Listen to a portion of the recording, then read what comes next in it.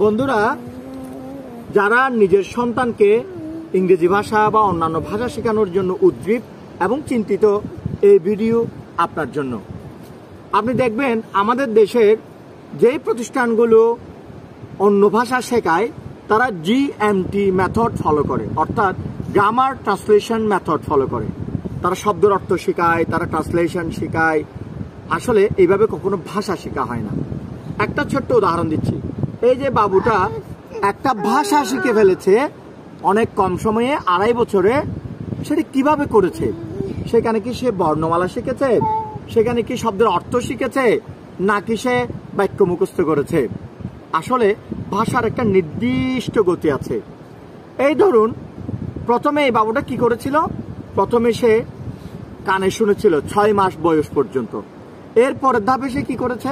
কিছু বাবল করেছে, বাবল, বাব্বা, মাম্মা, দাদা। এরপরে স্টেজে সে কি করেছে? এরপরে সে কিছু ইমম্যাচিউর কিছু শব্দ উচ্চারণ করেছে, যেগুলো কখনো সঠিক হয়েছে, কখনো সঠিক হয়নি। যেমন সে বলেছে বাবা, দাদা, মামা, এই ধরনের শব্দগুলো বলেছে। তারপরে 17 থেকে 24 মাস বয়সে সে কি করেছে? সে কিন্তু কিছু অপরিপক্ক বাক্য ব্যবহার করেছে। যেমন ধরুন, সে বলেছে মাম্মা বাবা চকলেট দেয়, এই জাতীয় কিছু বাক্য ব্যবহার করেছে। কিন্তু 25 মাস থেকে 30 মাসের মধ্যে সে কিন্তু পূর্ণাঙ্গ ভাষা ব্যবহার করেছে।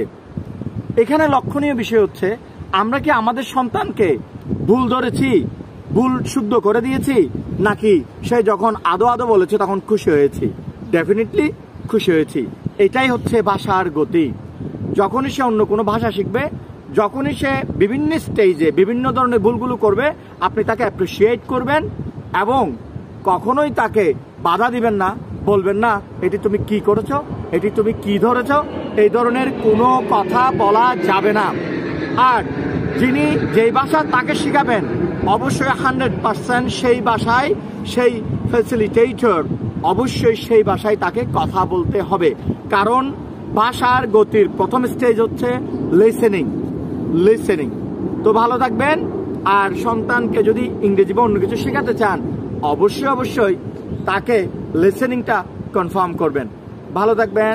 Bye bye.